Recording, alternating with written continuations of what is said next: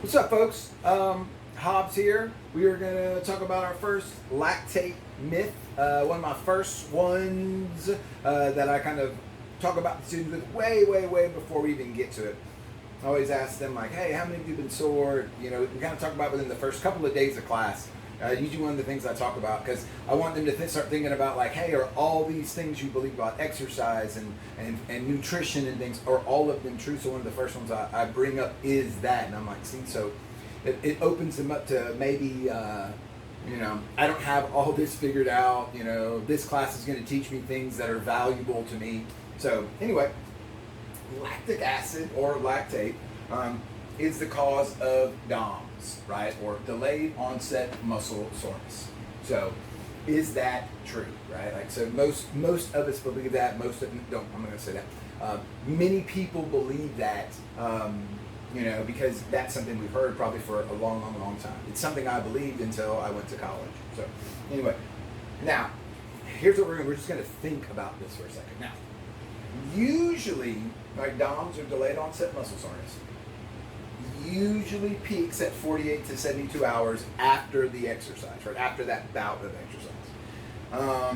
It can peak at 24, right? We're just talking about general ranges, right? But any of us that have been sore or like really sore and done something, we usually know, like, well, 48, 72 hours, right? It kind of, like, that's when it's the worst. So, all right. So whatever's probably causing that has to be there in relative abundance at the moment that the DOMS is peaking, right? That the pain is peaking, right? So let's think about this for a second. So we're going to talk about something called half-life, right? And what I mean by half-life is we're going to look at a substance and see how quickly does the body get rid of, break down, etc., that substance, right? And so what the half-life is the amount of time it takes for the body to get rid of half that amount, right? So just making up a number, keeping it very simple. If at the moment we measured it, there was 100 of something, right? And its half-life was 30 minutes, right? What that would mean is when we measured it in 30 minutes, there would be 50 of something, right? So whatever it is. So let's take that example and apply it to lactate, right? Super simple way to think about this so it doesn't get over sciencey. The half-life of lactate, in general, most people, right, is 10 to 20 minutes on average. That's not a contentious statement. That's not something that's really debated. You can readily look up that information available on your phone, the internet. It's readily available. It's not. And if we think about it, that means when our bout of exercise finishes, that means in about 10 or 20 minutes, half that lactate that is above our resting level, right? Because there's always going to be some level of lactate. Half that level of lactate, right, is gone in 10 or 20 minutes.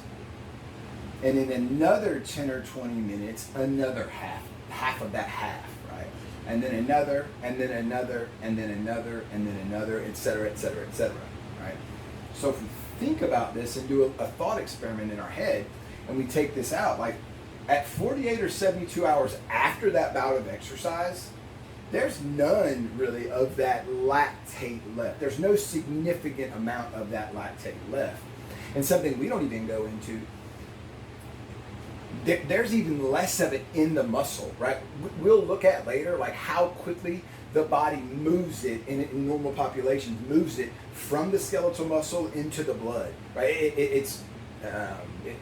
It is incredibly fast, right? It's incredibly fast. So you excel at that. You really do. As a human, right?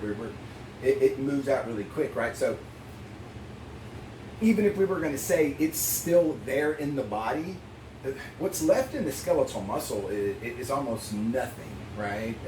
I mean, it's going to have baseline levels. It's never going to be zero. There's never going to be zero lactate in your body. Never, right? Relatively speaking.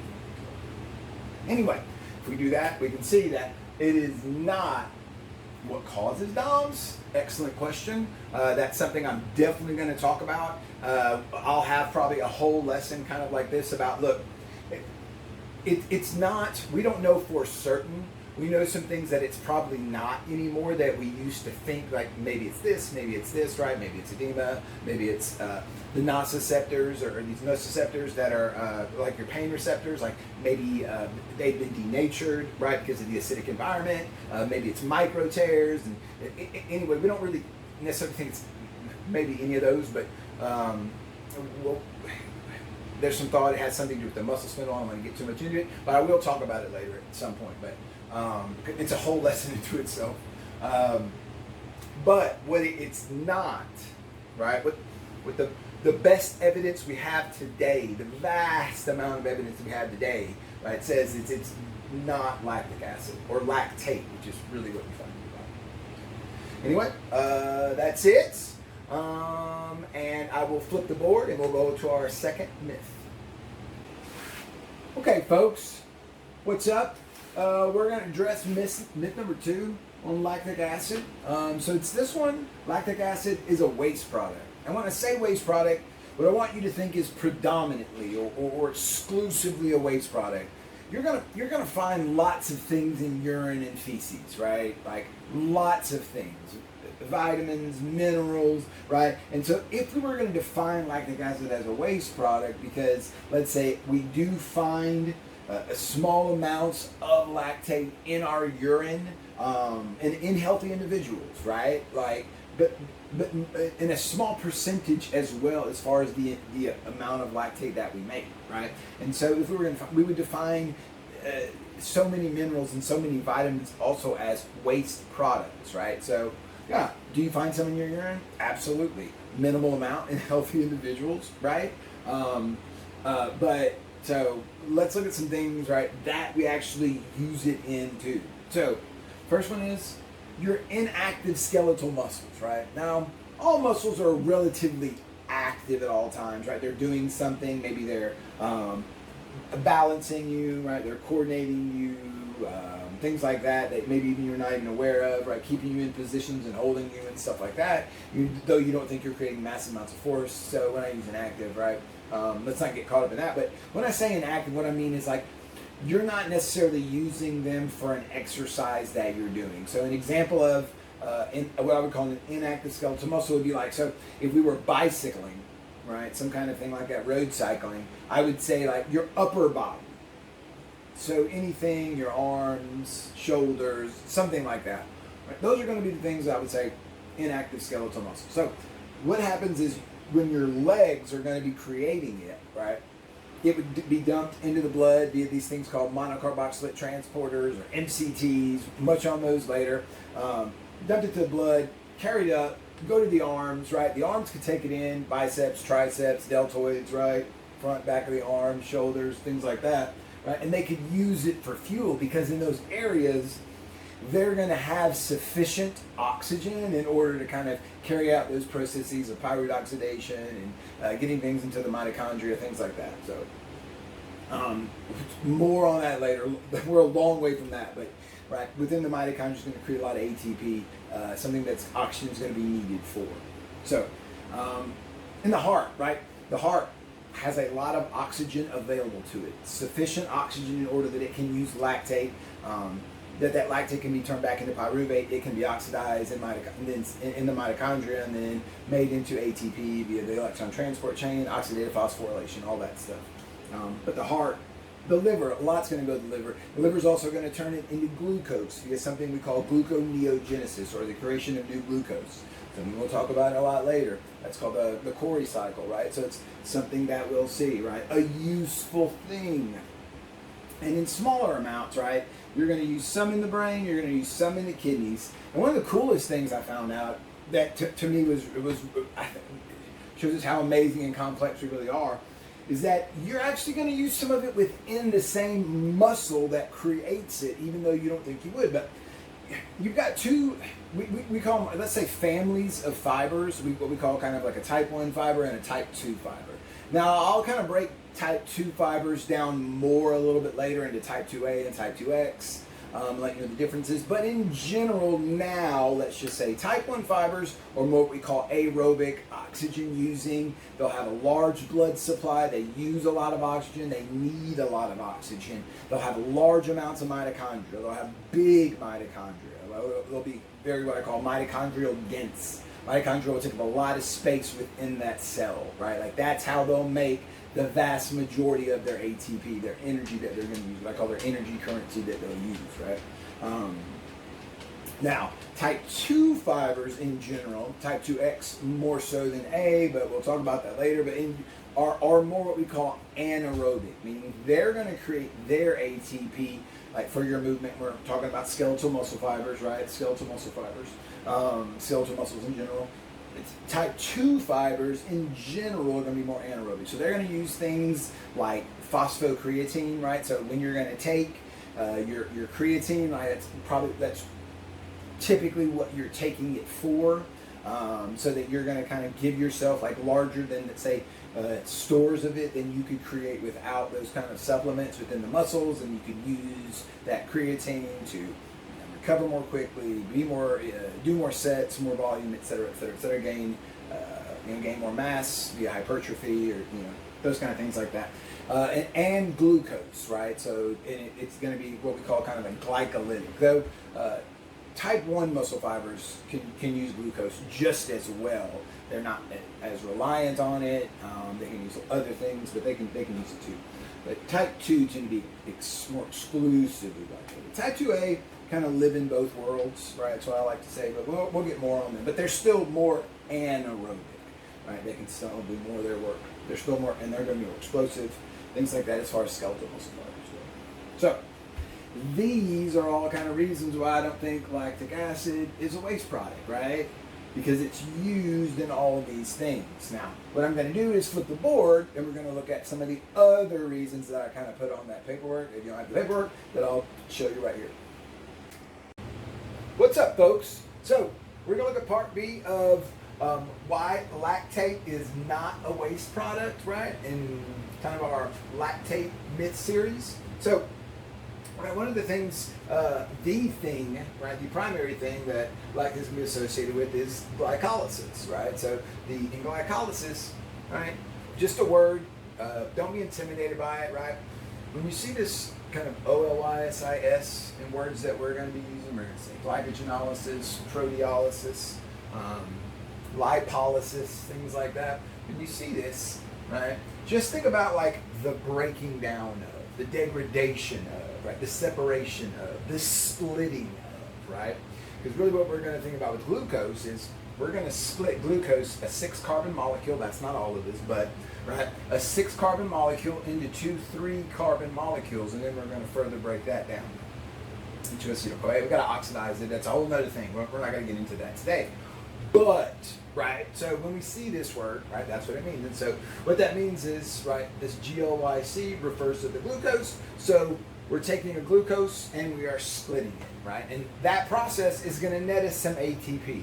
It's not a lot of ATP, but it's a relatively rapid, a relatively fast way to get ATP, right? It's not as fast as a system we'll talk about at some point called our ATP-PCR system, or our ATP-CP system, phosphocreatine system, something like that, right? You might have heard those. And it's really probably why if you supplement with creatine monohydrate, that's why you probably do it, right? For that system, to enhance that system's ability to do work. Whole nother lesson on that. But, right, so it's going to help keep glycolysis running, right? The splitting of glucose, right? So it's a really important system that we use to kind of propel ourselves through space-time, as it were, right? So, right, you're going to take glycogen and it's going to become glucose probably, right, at some point. And if you're going to make energy with it, it's going to. So, right. Now, we're not going to go into glycolysis. It's a complicated process. Some people say it's not a complicated process. It's a complicated process. There's a lot of enzymes involved. And not only thing, there's a lot of things that influence those enzymes, right? Cofactors, temperatures, pH, et cetera, right? And it's something I'll go into in depth, right?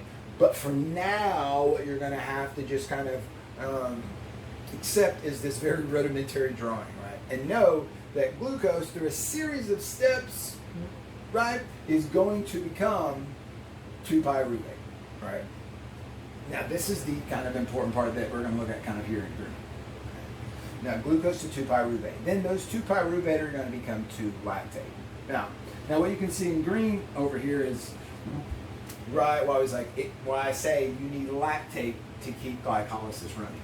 So, right, over here, right, in this process, right, what we're going to start doing is actually what's called oxidizing, right? So it's going to be a series of what we call redox reactions, and so that's reduction and oxidation reactions, right? And so with reducing, you're kind of adding electrons to something, right? And with oxidizing, you're removing electrons from something.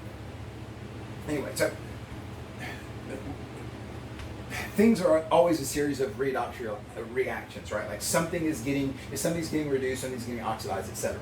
Right? But I don't want to get caught up in that. It's something once again we'll talk about when we kind of start to talk about like learning the language and processes and things like that. But you've got this compound. It's called NAD+, right? You may have heard about it. People are starting to supplement with it and do various things with it because it's a very important process in so many metabolic processes that we'll talk about, that you'll see. But so it's called nicotinamide adenine dinucleotide, right? And biochemists and maybe biologists, etc. too, right, like me, are inherently lazy and we don't want to say that all the time. So what we do, right, is we just call it NAD. So things like phosphofructokinase, we call it PFK, right? So, right, nicotinamide adenine dinucleotide. Anyway, so I'll just call it NAD, but that's what it is.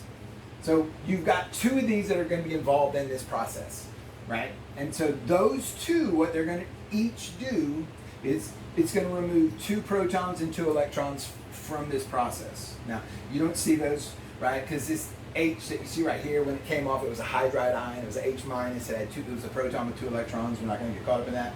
But then you've also got this H plus. Now, inherently, if you want to think about what pH is, right? pH is just a measurement. And when we talk about pH, acidity, right? As pH goes down, things become more acidic.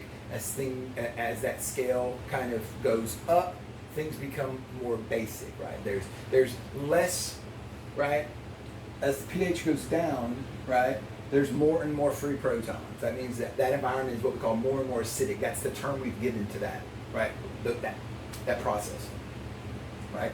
So by the nature, right, of breaking down glucose to 2-pyruvate, this is something I'm going to allude to later. I know it doesn't seem super cool now, but it's very cool, right? I'll allude to this later when we look at how lactate doesn't actually, or the myth that lactate is what causes the rise in acidity, and I'll say it's actually not. But this is something I'll allude to, right? That 2 NADH and an H plus are going to get released into the environment, right? So they're released into the environment and they're floating around, right, in this kind of milieu, this kind of soup or whatever, your cytoplasm, your sarcoplasm, more appropriately, your sarcoplasm, right?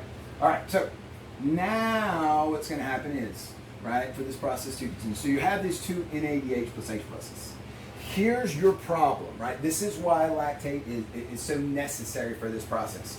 For glycolysis to continue running, right, for it to keep going, for the, if you're going to maximally exercise, let's say up to 1 minute of exercise, for it to be the predominant force of creating ATP, right, you're going to need to make sure you have an abundance of NAD+, right? So what you've got to do is what I call recycle it, right? You've got to flip it.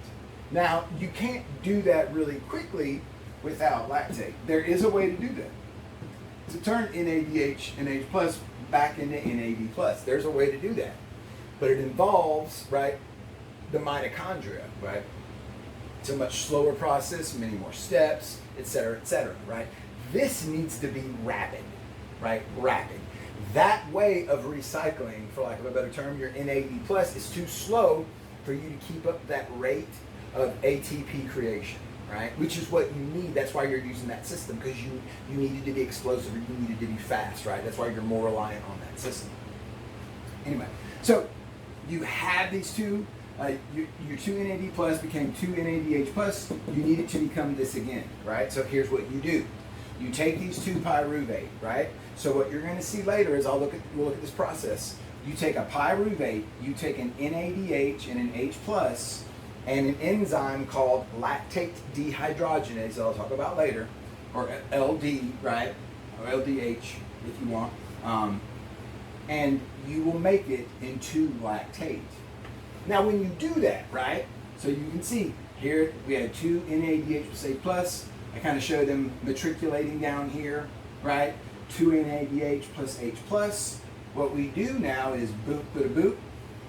Now these have become, again, 2 NAD+.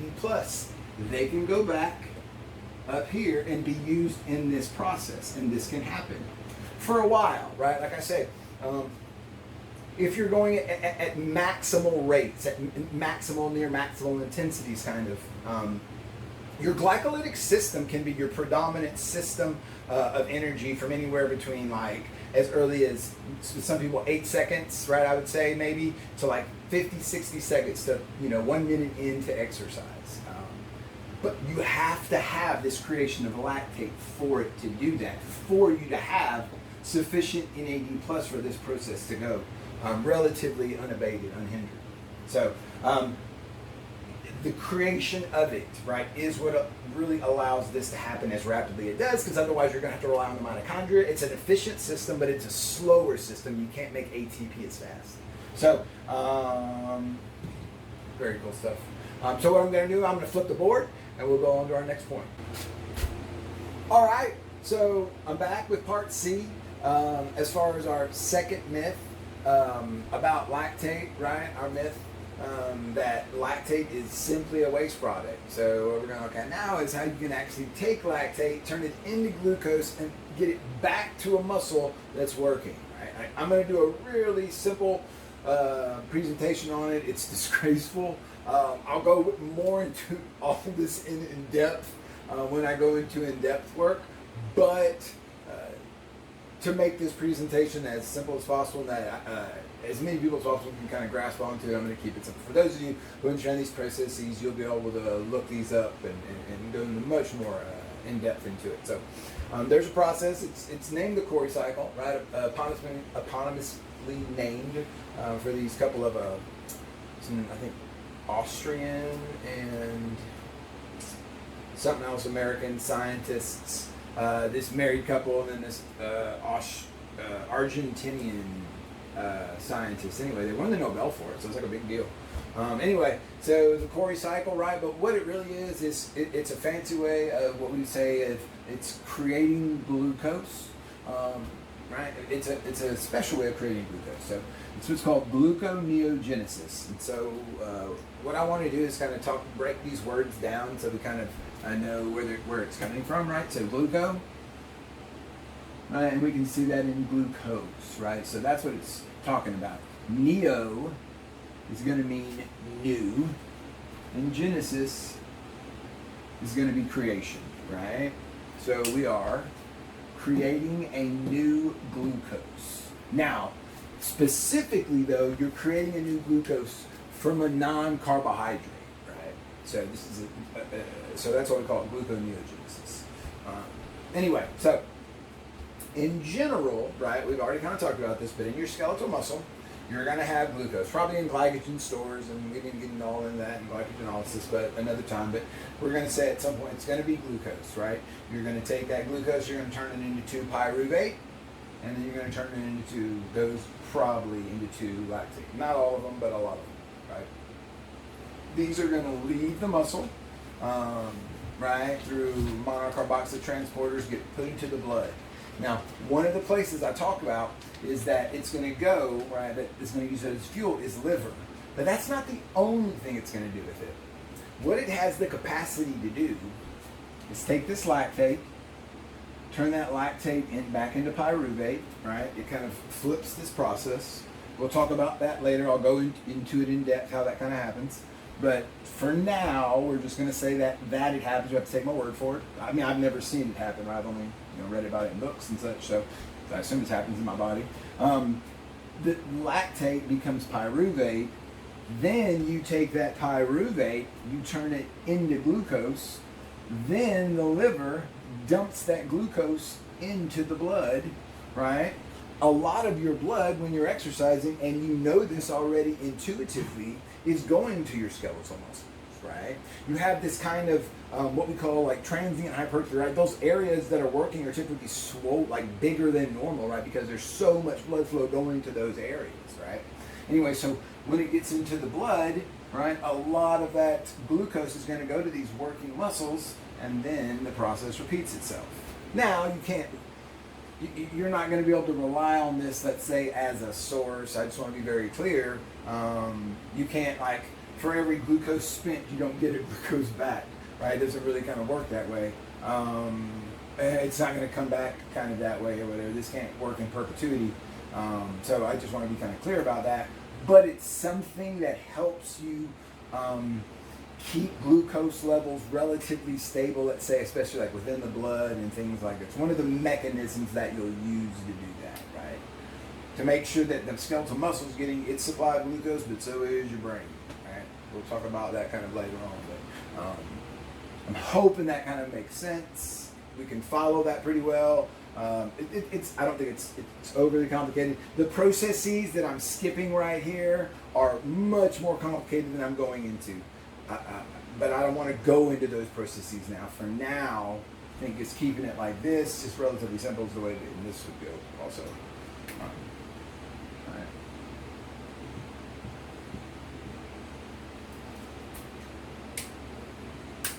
So, anyway.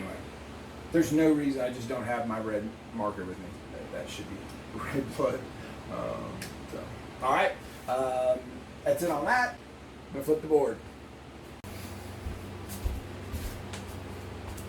All right, folks. So we're back for myth number 3 about lactate or lactic acid, as some of us might call it, right? So no, right? Always remember we're talking about the same animal. I'm going to talk about the myth and even just some of the ways I'm going to write probably. So lactate is formed because of a lack of oxygen or because of decreased oxygen availability, right? So a lot of times when I write oxygen, you'll see O2, increase, decrease, up or down sign, things like that, because, anyway. So the argument is, the contention is, let's say, that the reason why you're going to have lactate or lactic acid, right, is going to be because either there's a significant, let's say, decrease in oxygen, not just maybe the argument isn't any decrease, right? But it's, let's say, we could look for a marker, right? When you get to, X% below what your, for like a homeostatic level is, right? Your kind of baseline level is, then we kind of see it, right?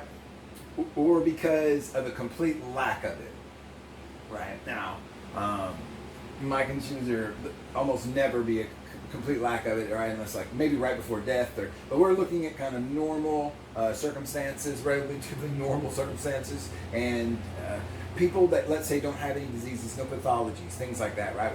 I can talk about some examples, and I will, about where these things, right, with certain pathologies and such, that you will see an increase in lactate because of some of these things. But right now we're just talking about, we're just going to say non-pathological populations, right?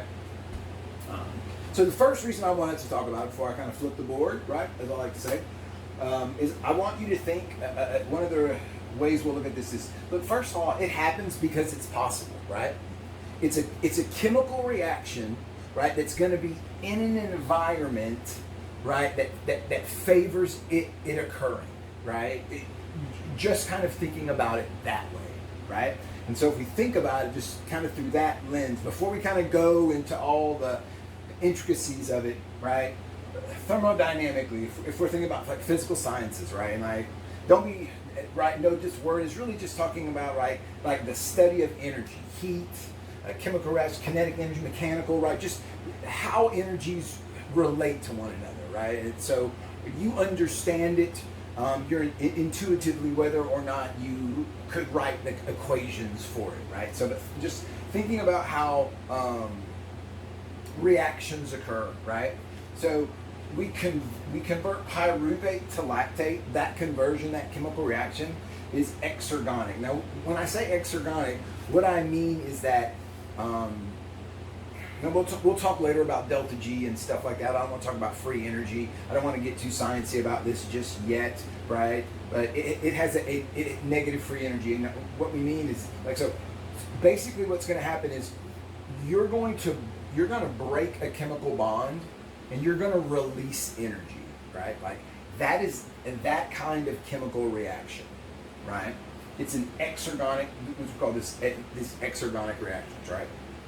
So these kind of reactions are what we say they're favored. They can happen with what you'll read, the verbiage. They'll say spontaneously, right? You don't need to add energy for it to happen. So anyway, so it's a favored reaction, right? This reaction, the conversion of pyruvate to lactate, is a favored reaction. Exergonic reaction is a favored reaction. Now kinetically, like as far as movement, right, and things needing, let's say, to collide and so on and so forth, right? What they call effective collisions. I'll talk about that later, right, within our bodies, so that, right, you have compounds and you have enzymes and cofactors and such, right, and you need them to kind of, right, these things can't see one another. It doesn't say like, oh my gosh, you're a pyruvate over there, I'm a lactate dehydrogenase, I totally want to hang out with you, right? And like that's how we kind of think about it, and I'll use that as a narrative. I'm like, oh, they like to hang out, they have an affinity for one another, but it's not really that way, right? So they'll if close enough, right, and right, if these kind of active surfaces, let's say, right, get close enough to one another the right way, right, they'll have these effective collisions, right? They'll come together, and you'll have these reactions kind of occur, right? So, but you have to have, right, in these environments like this, so you need lactate, you need pyruvate, right? You're going to need some NADH, right? We've already seen you're going to create some of that. You're going to need some free protons. You already saw we're going to create some of that. So we're creating all these things, right? But you still need the enzyme, right, to catalyze that reaction. So, right, in these environments, just so happens, right, whether you believe, it was, created or evolved, right, you have massive amounts of lactate dehydrogenase, right? And so some people will short term that like LD, some people will do it like LDH. That's a little bit older one, but anyway, so you know if you see it, right, same animal. Anyway, so there's lots of this enzyme, right? Quick aside, a lot of, how do you know if it's in, this is one of the first day thing you always talk about. A lot of the words you're going to notice that we're going to talk about are going to have this kind of ASE ending on it, right? So for us, right, in biochem, that is like, a blinking light, a flashing light, right? Stop, maybe a red light, right? Stop, right? This is an enzyme, right? Right, and so, what does it do, right? Maybe it removes the hydrogen from a lactate. Now, it does, because it can be used like for pyruvate and lactate. We'll get into that reaction, a whole other thing much later on. But ample lactate dehydrogenase within these fibers so that these reactions can occur. Because you have to have that, right? Without that, a collision doesn't matter, right? You can have as much pyruvate and lactate. It can be a favored reaction, but without the catalyst, the odds of it happening are beyond.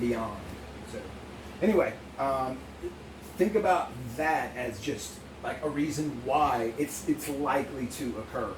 It doesn't have to have even if this was it, you're gonna have, let me be very close, you're gonna have lactate being made by skeletal muscles until the day you die, right? Like when you're at sleep, if you are sleeping and immobilized and the flattest, it's my dog, without movement you could possibly be, like, in your life, right? Like, your muscles are going to create lactate for this, just for these reasons right here, right? Just to be clear on that. I'm going to talk about other reasons why and things like that, and I'm going to give you some scientific data, right, to back up the heresy that I am, kind of espousing it, I guess, as it were. But I just want us to kind of think about this as a backdrop, right? So it's not that crazy that it could happen, kind of based on, based on these kind of scientific principles, like these, right? So anyway, I'm gonna assume that is, yeah. Sweet. All right, I'm gonna flip the board and I'll be back. Okay, board's flipped. We're gonna finish up this part about why it's not the decrease, significant decrease, or the lack of oxygen that causes lactate. So looking at this a little bit from some research that we've done. Now this is old research. Like that's why I say that a lot of the stuff that I'm talking about is stuff I learned when I went to college, and I graduated high school in 1997. So anyway, right, like a zillion years ago, dog. So in 90, and this is still relatively well accepted, let's say, within the scientific exercise science community, et cetera, et cetera, et cetera. Right? More things went done, but this is like when it was established. This is Richardson et al. In like 98, right? So what they did this experiment, and they looked at the myoglobin, right, within muscle fibers or whatever, and so myoglobin's kind of like hemoglobin, right? And so what it does, it kind of stores oxygen and helps transport oxygen, et cetera, within muscle fibers or whatever. Anyway, so what they did, and so what they saw was that when you had either, and they looked at this in hard, near maximal intensity exercises, right? The sarcoplasmic PO2, the partial pressure of oxygen, meaning the amount of oxygen that was dissolved within these muscle fibers in the sarcoplasm, right? So like the cytosol, right, the fluid within inside the cell, right, that kind of viscous fluid or whatever that everything's kind of put in. The sarcoplasmic PO2 did drop, right, within the fiber, but, right, the PO2, the partial pressure in the mitochondria did not fall below levels that were necessary, right, for maximal ATP resynthesis. And this is something that we'll look at later, right? But you need oxygen as this final electron acceptor, relatively speaking. I don't want to oversimplify things, but right, you need it to be present at the end of this thing we're going to call the electron transport chain, right? At the very end, it has to be present there for this process to continue, and then for at the end of it, for you to make this ATP, right? Via oxidative phosphorylation. The two processes are kind of inextricably linked to one another. We'll look at it in great depth later. But so take my word for it now, if you're not familiar with that process, right? But so there was enough oxygen within the mitochondria when you were going as hard as you possibly could. When you could go no harder, you could work no harder, right? You could go no faster, right? You could run no faster. At that moment, right? Or in those moments, they found that there was significant oxygen within that mitochondria to make maximal ATP. Right? So when it should have been the hardest for it, right? It still had enough, right? That it could maximize ATP resynthesis during that period of time. Maximize it. What's believed why the sarcoplasmic PO2 decreases is that a lot of that PO2 from the sarcoplasm is going into the mitochondria, right? Like that's like right now we're having probably more blood is flowing to those areas and things like that. There's local vasodilation and things like that, but right, to allow more oxygen in, etc. But one of the things is that may be why there's that drop. Is it's like, all right, well, we don't really use it, so to speak, so much in the sarcoplasm. What we really need is inside the mitochondria, so we're just going to kind of let it go in there. So it's okay if our PO2 levels drop in the sarcoplasm, right? We'll refill those, we'll restock those right at the end of exercise, rest, recovery, recuperation, regeneration, those kinds of things like that. So anyway, it didn't seem to bother it. So later research has gone on to show, and this is lots of other research, lots of different studies, right? So I picked one. The Richardson one is just kind of the standard when one talks about that.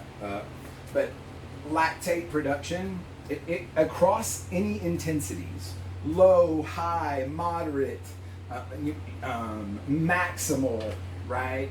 Anything in between, right? Even different exercises, right? It seems to be you producing lactate seems to be unrelated to the pressure of O2, right? So like we saw, sure O2 didn't fall; it was up, down. It's unrelated. However, and this will kind of make your mind spin it makes sense from the perspective that we're going to go, but when you think about it, it's very counterintuitive.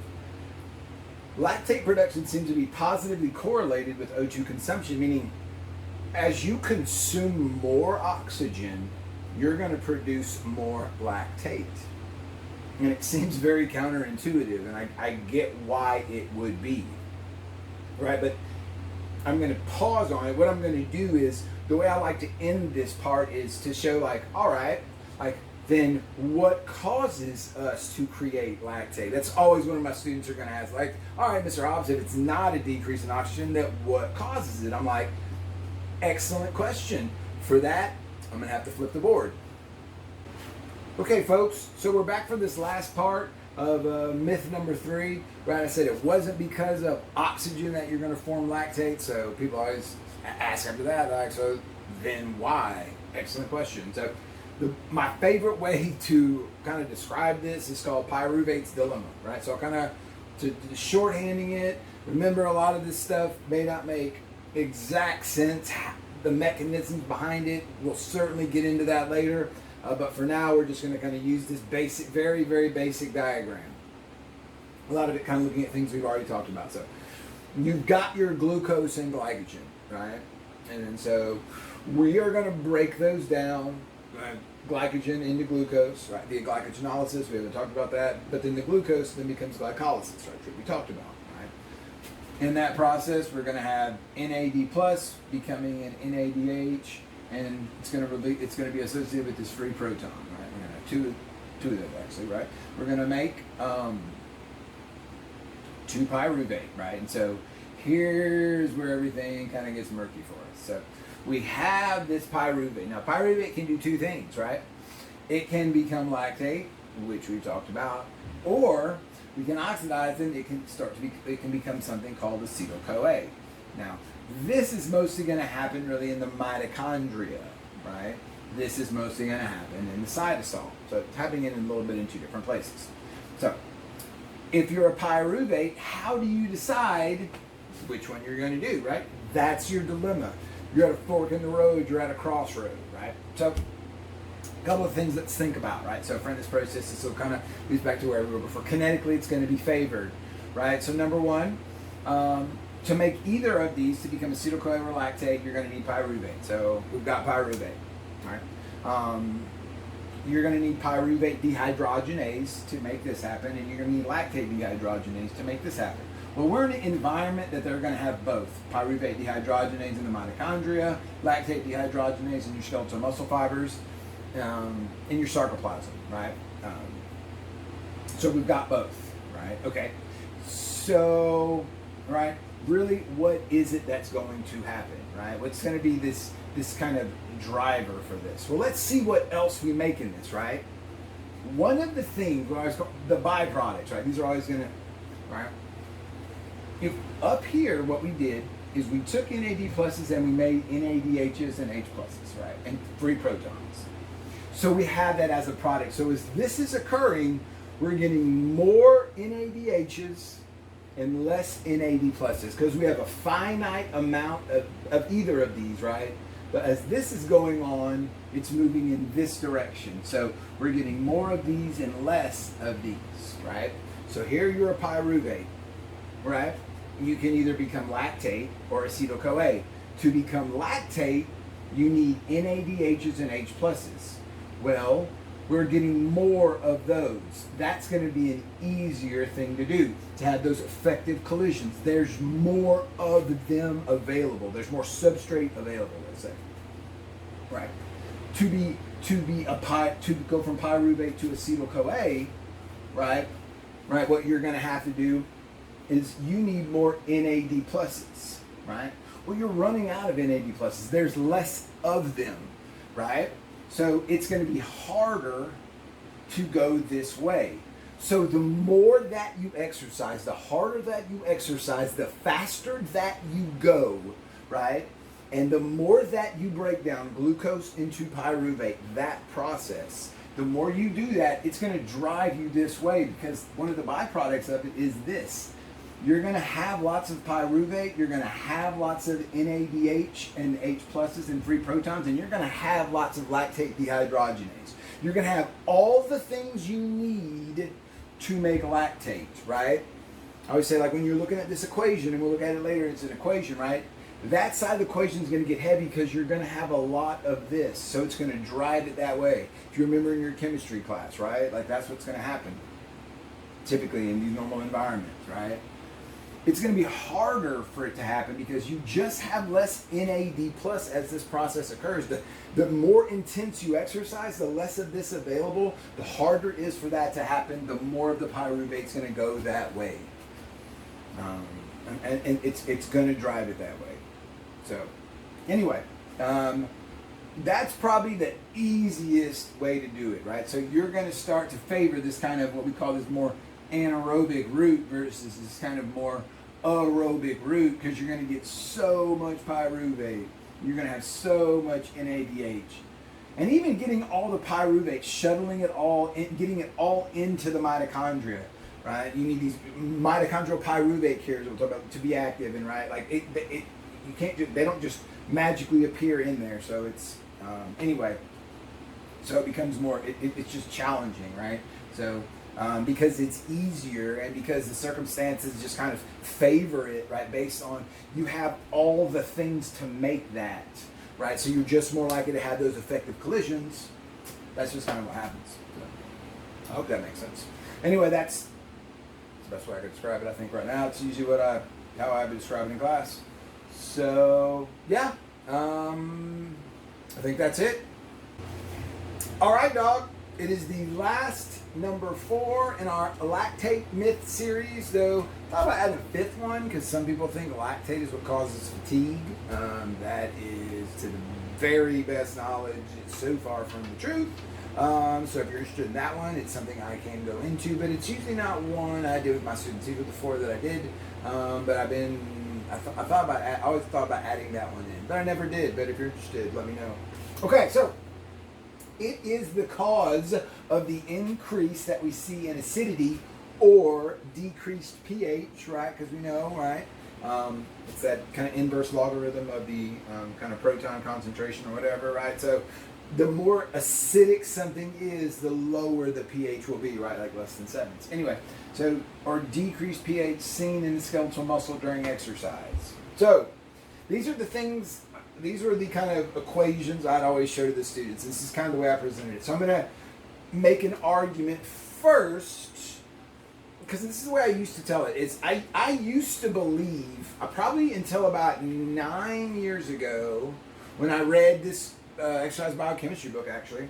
I didn't, all the other ones I knew, but I didn't believe it was the cause. I believed it was part of the cause, because I knew that you're already going to have protons that are going to be, right, like really, like I knew with ATP and glucose. But what I wasn't really aware of is that, I guess, how you truly make lactate at a chemical level. So that's what we'll go into. So first, right, what I did know, right?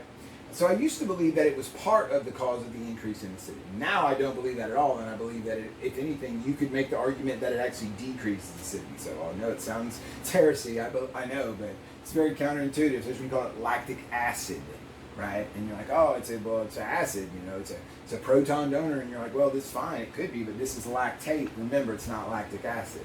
So anyway. So first, glucose, right? So as we're looking at glucose, glucose and 2 NAD plus, right?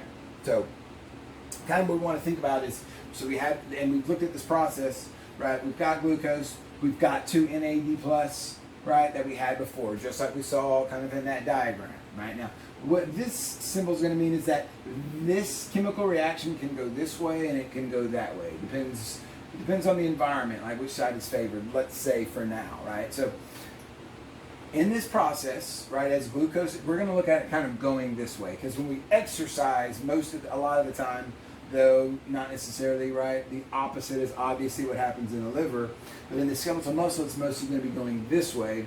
We're going to take glucose, we're going to take 2 NAD pluses, we're going to make 2 pyruvates, we're going to make 2 NADHs, but we're also, as a byproduct, in the process of doing that, we're going to release 4 protons into our milieu, into our environment, right? Like, we're going to release that. So now what you want to think about is what really is acidity, right? Now, acidity is the measure of the amount of free protons in an environment. So every time the process of glycolysis, of going from a glucose to 2 pyruvates, is going to acidify your environment.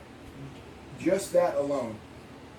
There is no lactate involved in that process. There's no lactate in that step. It's just that, right? So, just that, right? Those.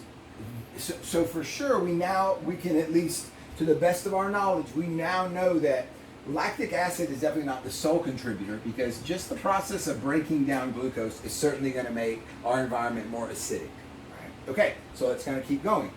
Now, one of the things we haven't talked about a lot is what ATP is. I've talked about it a little, right? ATP is kind of our energy currency. It's what we use to do almost everything in our body, right? To kind of propel ourselves, certainly a lot. We use a lot of ATP. So in the skeletal muscle, when you're creating a lot of ATP.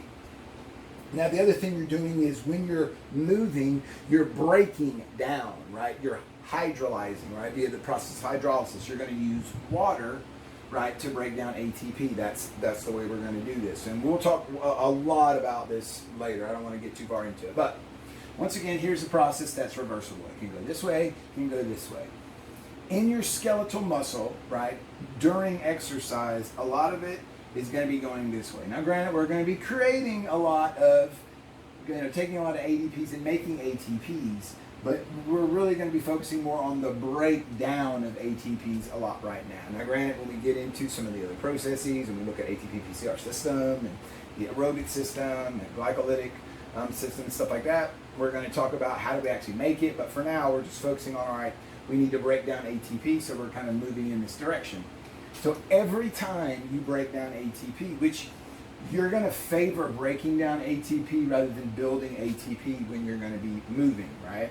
Every time you do that. So more of it's going to be headed this direction. You're going to be making a proton every time you do it. Now, when you reverse it, it does. It goes back, you're going to take some up. But remember, right, both of these are going to happen. They're reversible. But during exercise in the muscles, we're going to favor this direction. So we're going to be favoring making that. We're going to be favoring making that. All right. So at this point, breaking down ATP or breaking down glucose, which is what we're going to do anytime we move, anytime we exercise, those things are certainly going to make our environment more acidic. They're going to create more protons, which by definition is going to make our environment more acidic, right? It's going to drop our pH. Where does lactate come in all this? So here's your pyruvate, right? Here are pyruvates. Remember, you're going to take pyruvate and then NADH and an H+, right? So you're going to take one of these and one of these and one of these. And what you're going to be able to do is, remember, you're going to make that into lactate. And when you do, remember, you free up this NAD+ so it can go back to glycolysis. But that's not all you do. The other thing that you do is you rid your environment of what? You rid your environment of a free proton, right? This, right, it's reversible, right? It's reversible. But what you're going to favor during exercise is in this direction. So my contention would be, right, the making of lactate actually decreases the acidity of the environment, right? Not only is it not the cause of the increase in acidity, my contention would be you could make the argument that in the short term, right, really what it does is help you decrease the acidity of the overall environment. I mean, it's removing a proton. By definition, you could make that contention. that posit. So yeah. So that's the last of the myths, right? I hope it makes sense. These are easy equations to find. I'm not making them up. These are super basic chemistry equations, right? They're readily available. You'll probably find them with their delta G and everything, right? Like readily available. So and I encourage you to look all this up. But this is my reason why it's not the cause of it. So I hope this has been informative for you. I hope you've gotten something out of it. I hope you're better informed, and you'll be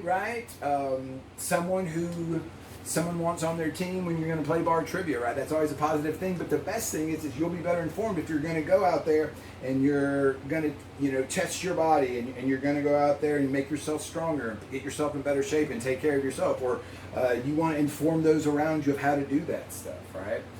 Or just you want to be better informed. So you can help those and yourself and any of those around you. So, I think that's it. That's all I got on that. I'm going to shut it down. May your day be auspicious. Wale.